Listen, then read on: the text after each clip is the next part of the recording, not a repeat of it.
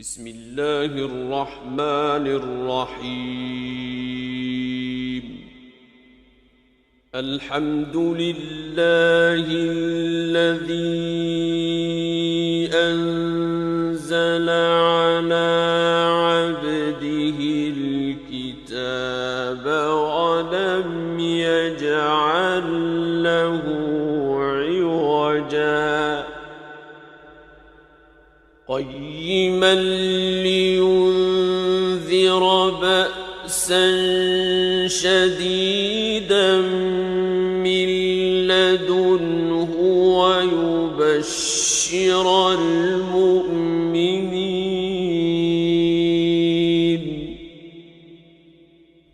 ويبشر المؤمنين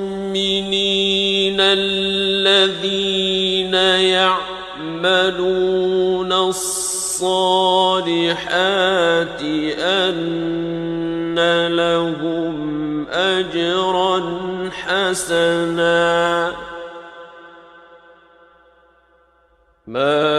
ماكثين فيه أبدا وينذر الذين قالوا اتخذ الله ولدا ما لهم به من علم ولا لآبائهم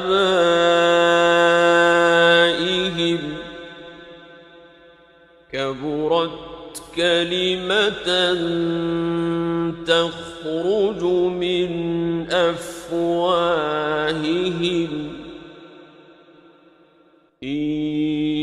يقولون إلا كذبا فلعلك باخع نفسك على آثارهم إن لم يؤمنوا بهذا الحديث أسفا إنا جعلنا ما على الأرض زينة لها لنبلوهم أيهم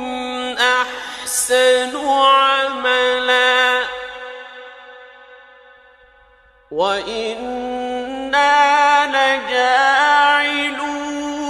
ما عليها صعيدا جرزا أم حسبت أن أصحاب الكهف والرقيم كانوا من آياتنا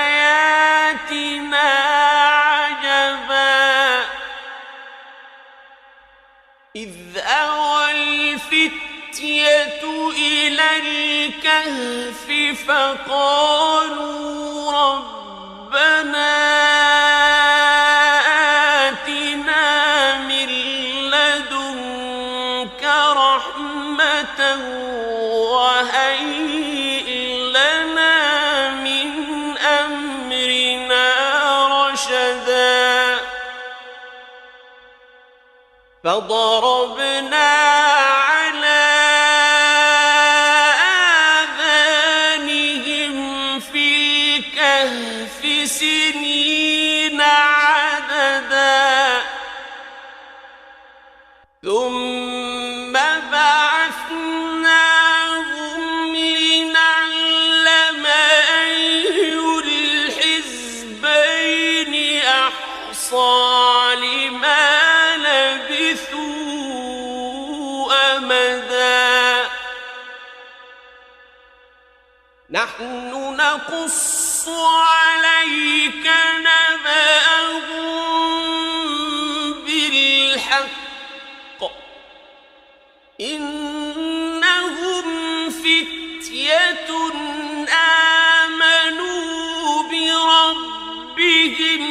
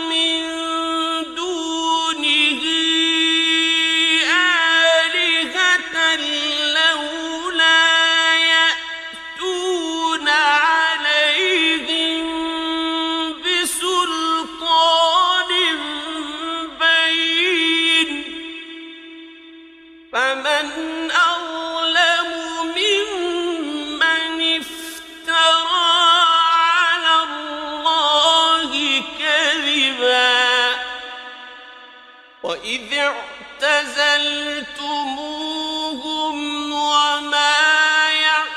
يعبدون إلا الله فأووا إلى الكهف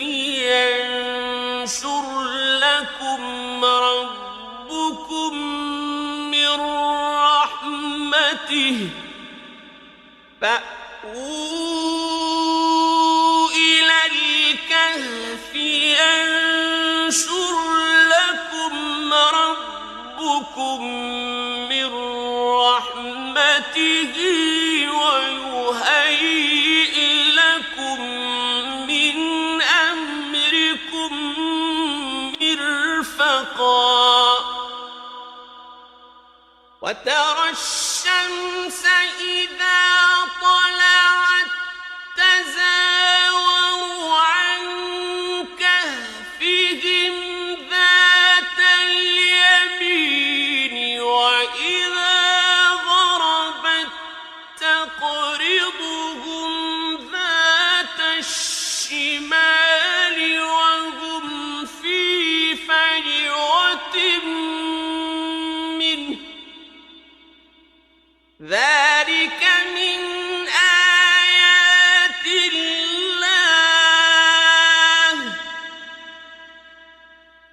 من يهد الله فهو المهتد ومن يضلل فلن تجد له وليا مرشدا وتحسبهم أيقاظا وهم رقود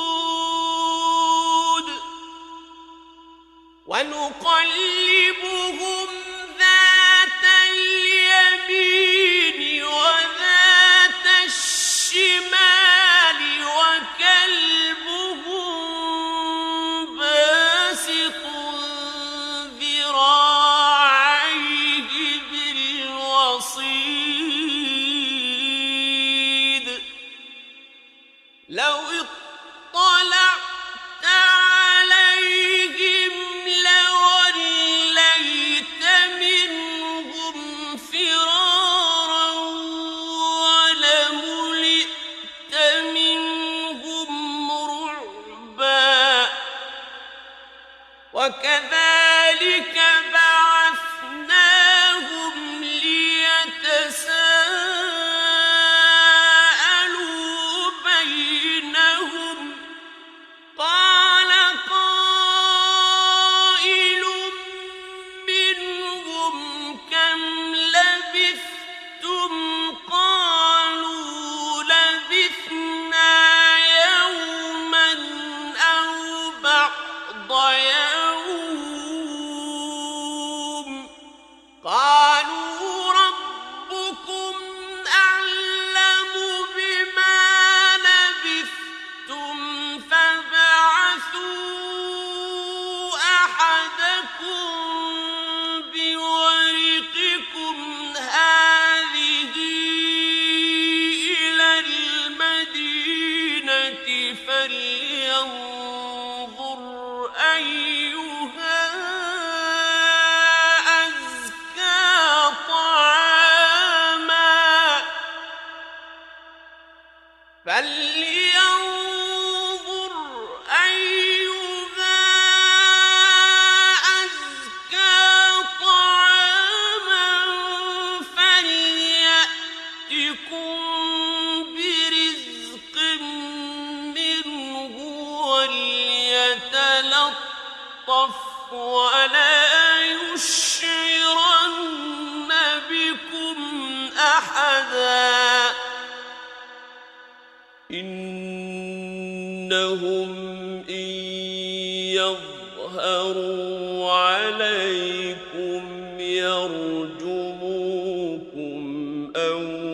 يعيدوكم في ملتهم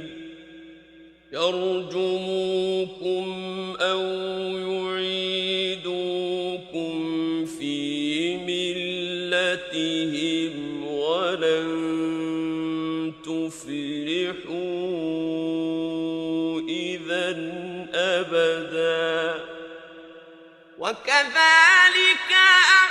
أعثرنا عليهم ليعلموا أن وعد الله حق وأن الساعة لا ريب فيها إذ يتنازعون بينهم أمرهم فقالوا ابنوا عليهم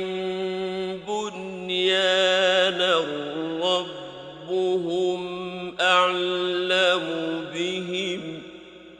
قال الذين غلبوا على أمرهم لنتخذن عليهم مسجدا سيقولون ثلاثة رابعهم كلبهم ويقولون خمسة سادسهم كلبهم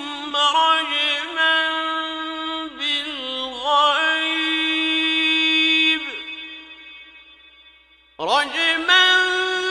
بالغيب ويقولون سبعة وثامنهم كلبهم قل ربي أعلم بعدتهم ما يعلمهم إلا قليل فلا تمار فيهم إلا مراء ظاهرا ولا تستفت فيهم منهم أحدا ولا تقولن لشيء إني فاعل ذلك غدا إلا أن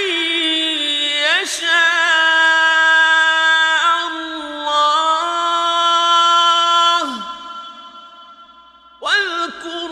ربك إذا نسيت وقل عسى أن يهديني ربي لأقرب من هذا رشدا ولبثوا في كهفهم 300 سنين وازدادوا 9 قل الله أعلم بما لبثوا له غيب السماوات والأرض أبصر به وأسمع ما لهم من دونه من ولي ولا يشرك في حكمه أحدا واتل ما أوحي إليك من كتاب ربك لا مبدل لكلماته ولن تجد من دونه ملتحدا واصبر نفسك مع الذين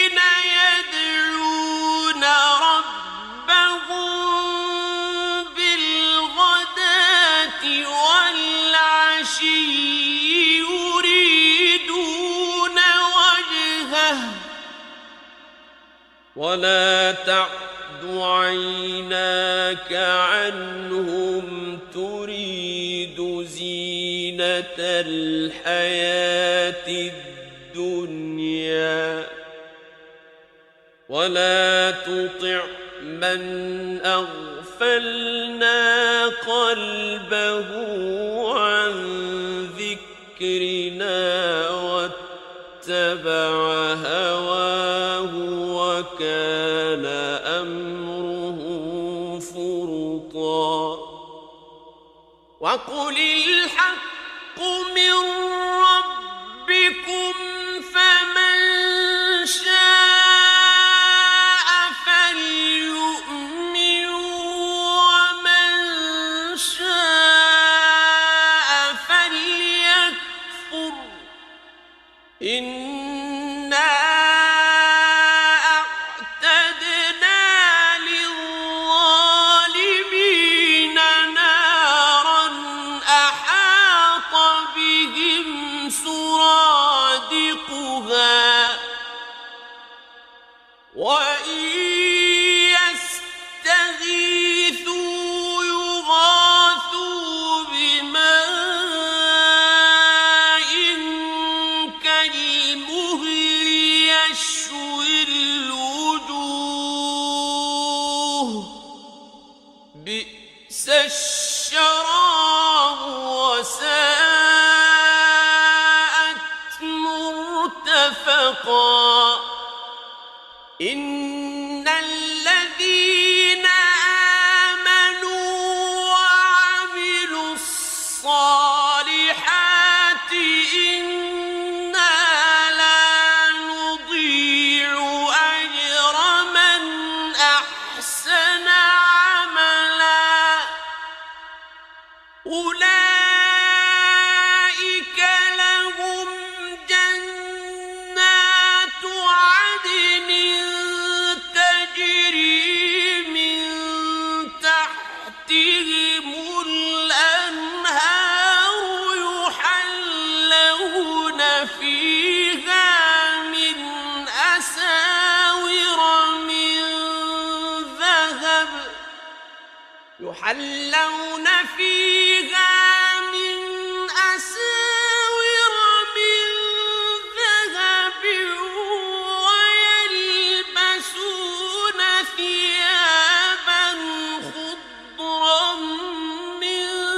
سندس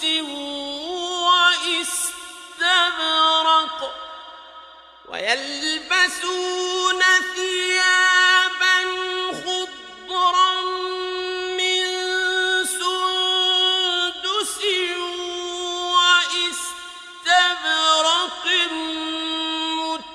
متكئين فيها على الأرائك نعم الثواب وحسنت مرتفقا واضرب لهم مثلا رجلين جعلنا لأحدهما جنتين من أعناب وحففناهما بنخل وجعلنا بينهما زرعا كلتا الجنتين آتت أكلها ولم تظلم منه شيئا وفجرنا خلالهما نهرا وكان له ثمر فقال لصاحبه وهو يحاوره أنا أكثر منك مالا وأعز نفرا ودخل جنته وهو ظالم لنفسه قال ما أظن أن تبيد هذه أبدا وما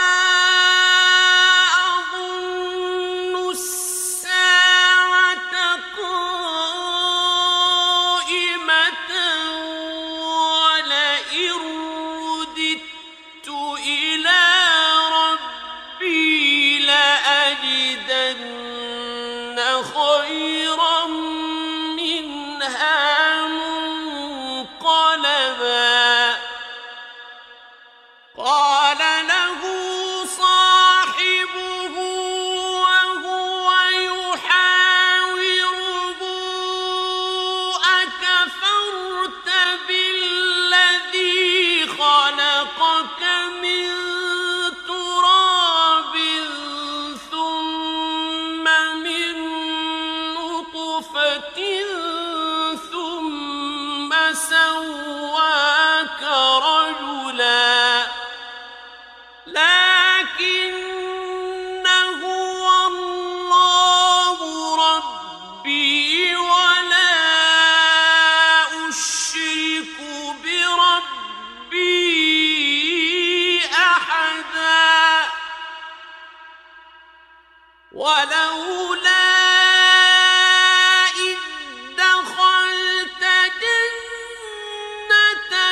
قلت ما شاء الله لا قوة إلا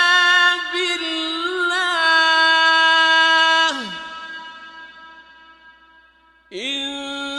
ترني أنا أقل منك مالا وولدا فعسى ربي أن يؤتيني خيرا من جنتك ويرسل عليها حسبانا من السماء فتصبح صعيدا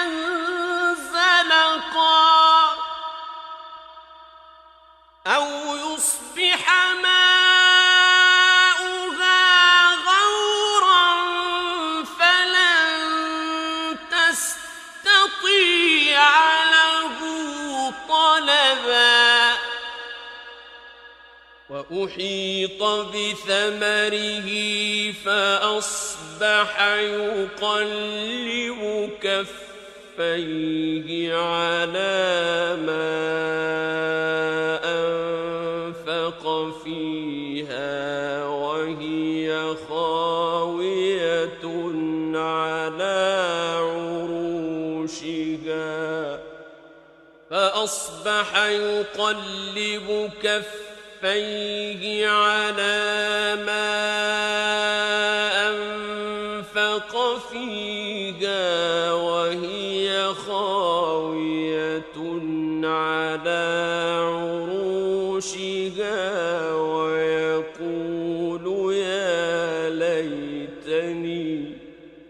ويقول يا ليتني لم أشرك بربي أحدا ولم تكن له فئة ينصرونه من دون الله وما كان منتصرا هنالك الولاية لله الحق هو خير ثوابا وخير عقبا واضرب لهم مثل الحياة الدنيا كماء أنزلناه من السماء فاختلط به نبات الأرض فأصبح هشيما تذروه الرياح وكان الله على كل شيء مقتدرا المال والبنون زينة الحياة الدنيا والباقيات الصالحات خير عند ربك والباقيات الصالحات خير عند ربك ثوابا وخير أملا ويوم نسير الجبال وترى الأرض بارزة وحشرناهم فلم نغادر منهم أحدا وعرضوا على ربك صفا لقد جئتمونا كما خلقناكم أول مرة بل زعمتم أن لن نجعل لكم موعدا ووضع الكتاب فترى المجرمين مشفقين مما فيه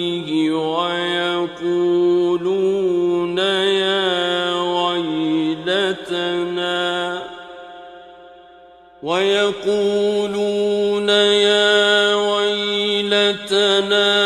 ما لهذا الكتاب لا يغادر صغيرة ولا كبيرة إلا أحصاها ووجدوا ما عملوا حاضرا ولا يظلم ربك أحدا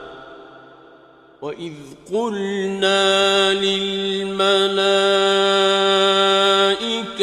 اسجدوا لآدم فسجدوا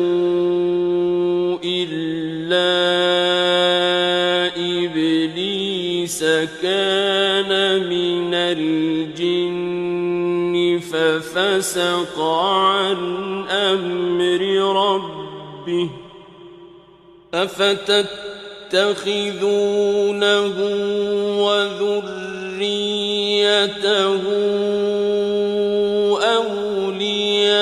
أولياء من دوني وهم لكم عدو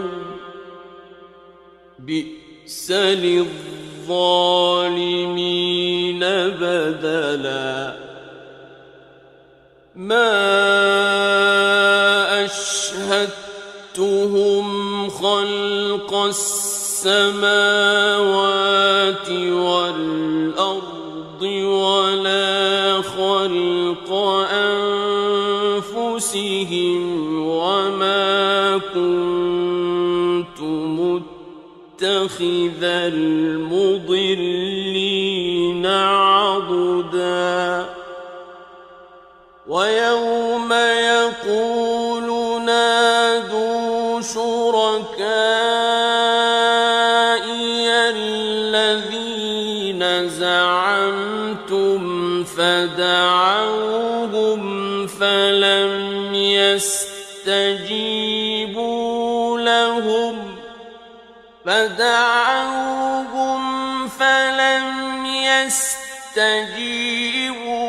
لهم وجعلنا بينهم موبقا ورأى المجرمون النار فظنوا أنهم مواقعوها ولم يجدوا عنها مصرفا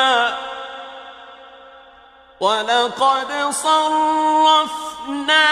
في هذا القرآن للناس من كل مثل وكان الإنسان أكثر شيء جدلا وما منع الناس أن يؤمنوا إذ جاءهم الهدى ويستغفروا ربهم إلا أن تأتيهم سنة الأولين إلا أن تأتيهم سنة الأولين أو يأتيهم العذاب قبلا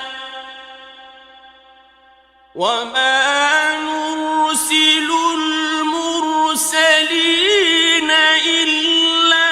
مبشرين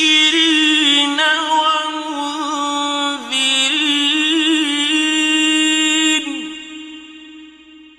ويجادل الذين كفروا بالباطل ليدحضوا به الحق واتخذوا آياتي وما أنذروا هزوا ومن أظلم ممن ذكر بآيات ربه فأعرض عنها ونسي ما قدمت يداه إنا جعلنا على قلوبهم أكنة أن يفقهوه وفي آذانهم وقرا وإن تدعوهم إلى الهدى فلن يهتدوا إذا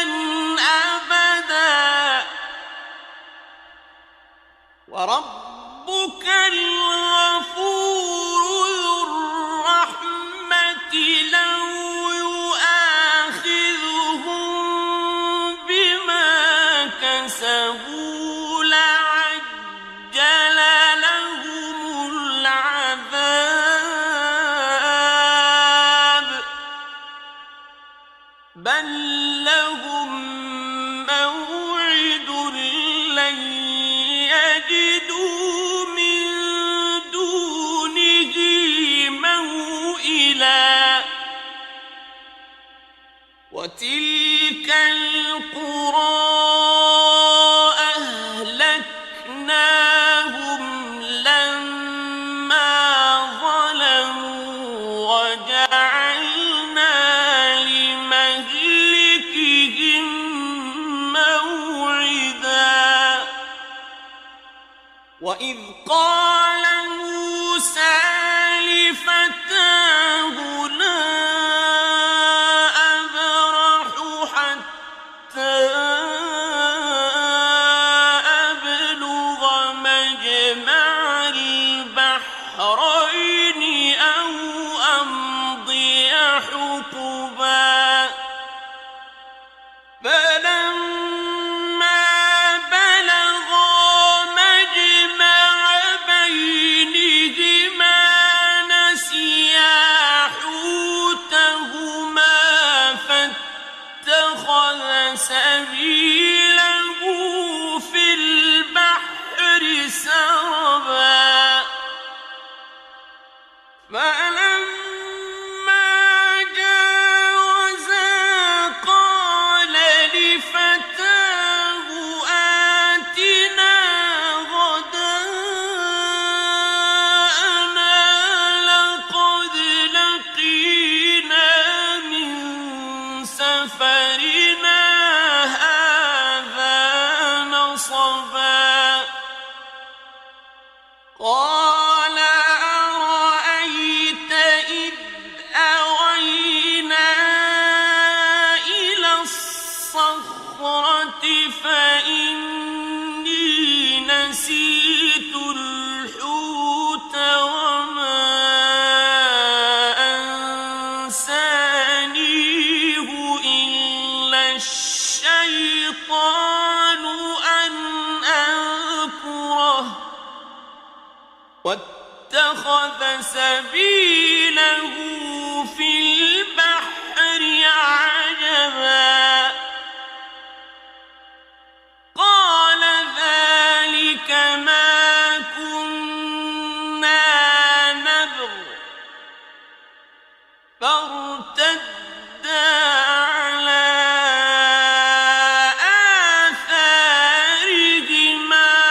قصصا فوجدا عبدا من عبادنا آتيناه رحمة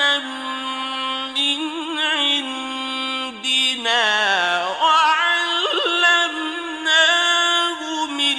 لدنا علما قال له موسى هل أتبعك على أن تعلمني مما علمت رشدا قال إنك لن تستطيع معي صبرا وكيف تصبر على ما لم تحط به خبرا قال ستجدني إن شاء الله صابرا ولا أعصي لك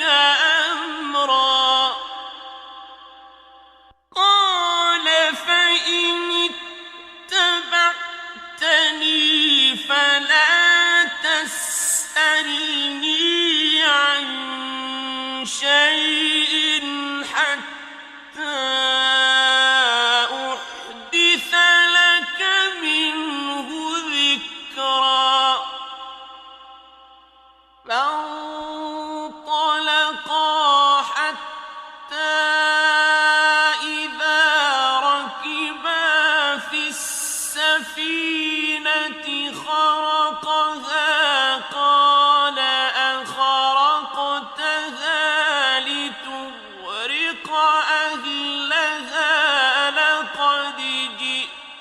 شيئا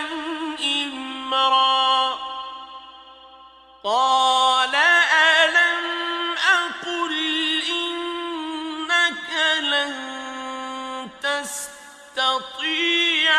معي صبرا قال لا تؤاخذني بما نسيت ولا ترهقني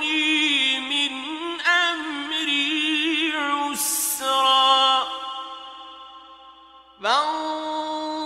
فانطلقا حتى إذا لقيا غلاما فقتله قال أقتلت نفسا زكية بغير نفس لقد جئت شيئا نكرا قال ألم أقل لك إنك لن تستطيع معي صبرا قال إن سألتك عن شيء بعدها فلا تصاحبني قد بلغت من لدني عذرا فانطلقا حتى إذا أتيا أهل قرية استطعما أهلها فأبوا أن يضيفوهما فوجدا فيها جدارا يريد أن ينقض فأقامه قال لو شئت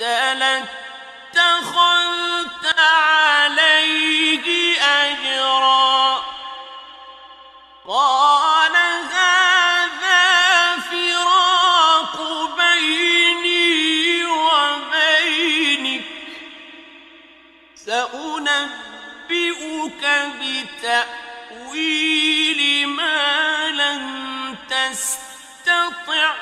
عليه صبرا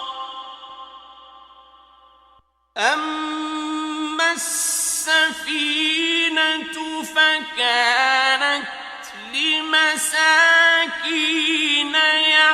يعملون في البحر فأردت أن أعيبها وكان وراءهم ملك يأخذ كل سفينة غصبا وأما الغلام فكان أبواه مؤمنين فخشينا أن يرهقهما طغيانا وكفرا فأردنا أن يبدلهما ربهما خيرا منه زكاة وأقرب رحما وأما الجدار فكان لغلامين يتيمين في المدينة وكان تحته كنز لهما وكان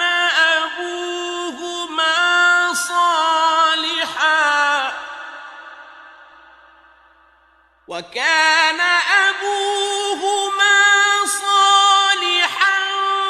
فأراد ربك أن يبلغا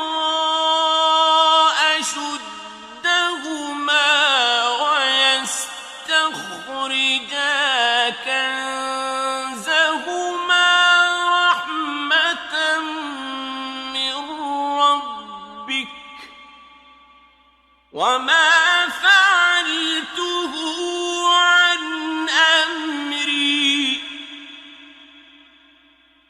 ذلك تأويل ما لم تسطع عليه صبرا ويسألونك عن ذي القرنين قل سأتلو عليكم منه ذكرا إنا مكنا له في الأرض وآتيناه من كل شيء سببا فأتبع سببا حتى إذا بلغ مغرب الشمس وجدها تغرب في عين حمئة ووجد عندها قوما قلنا يا ذا القرنين إما أن تعذب وإما أن تتخذ فيهم حسنا قال أما من ظلم فسوف نعذبه ثم يرد إلى ربه فيعذبه عذابا نكرا وأما من آمن وعمل صالحا فله جزاء الحسنى وسنقول له من أمرنا يسرا ثم أتبع سببا حتى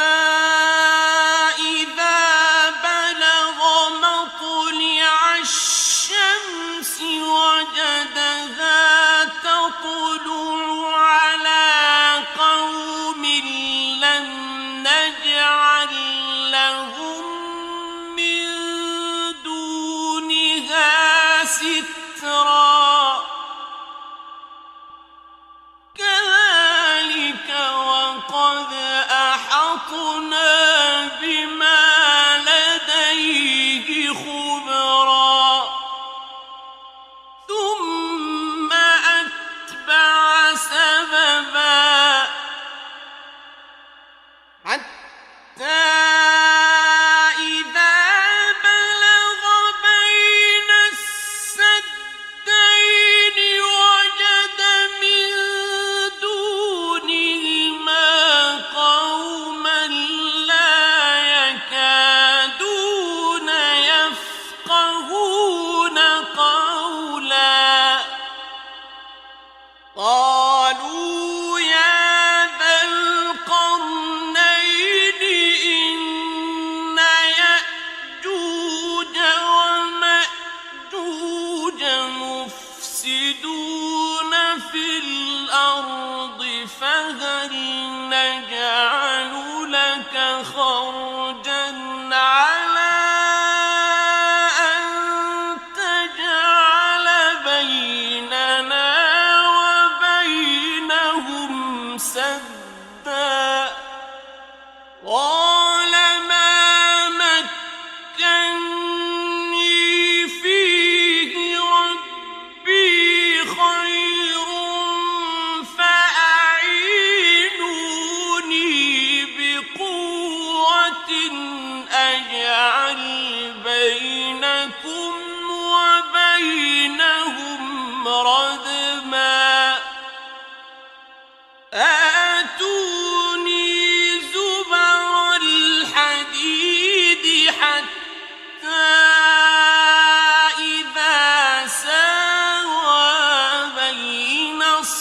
الصدفين قال انفخوا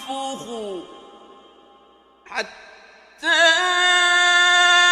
إذا ساوى بين الصدفين قال انفخوا حتى إذا جعله نارا قال آتوني أفرغ عليه قطرا فما استطاعوا أن يظهروه وما استطاعوا له نقبا قال هذا رحمة من ربي فإذا جاء وعد ربي جعله دكاء وكان وعد ربي حقا وتركنا بعضهم يومئذ يموج في بعض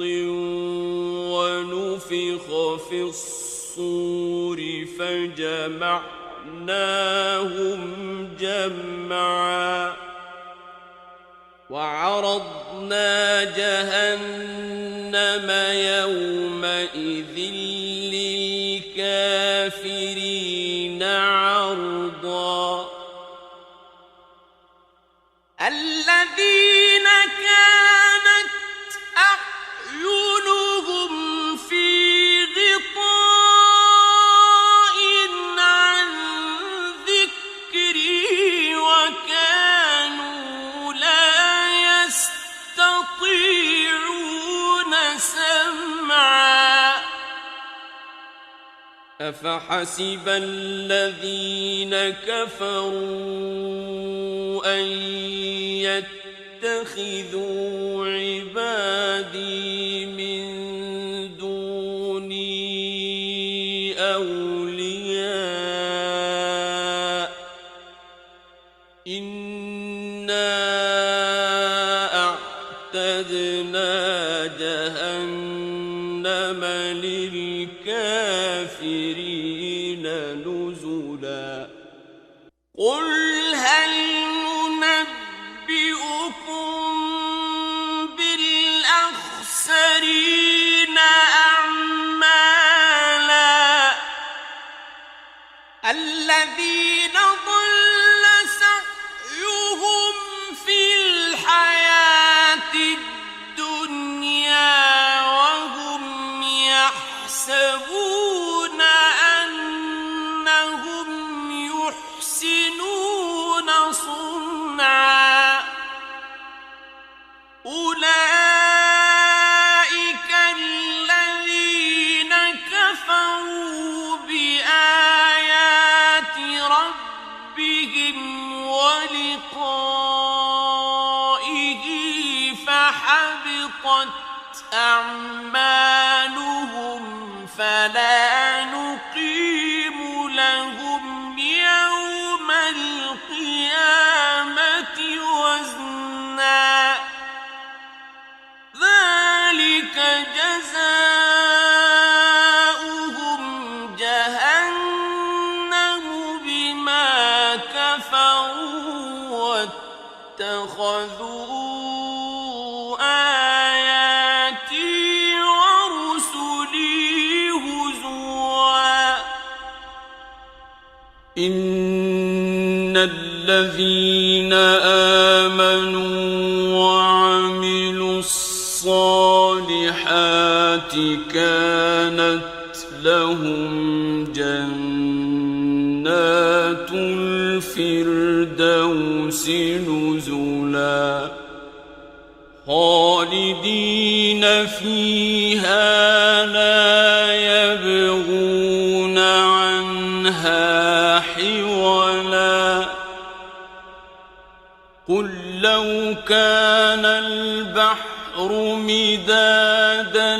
لكلمات ربي لنفد البحر قبل أن تنفد كلمات ربي لنفد البحر قبل أن تنفد كلمات ربي ولو جئنا بمثله مددا قل إنما أنا بشر مثلكم يوحى إلي أنما إلهكم إله واحد فمن كان يرجو لقاء ربه فليعمل عملا صالحا ولا يشرك بعبادة ربه أحدا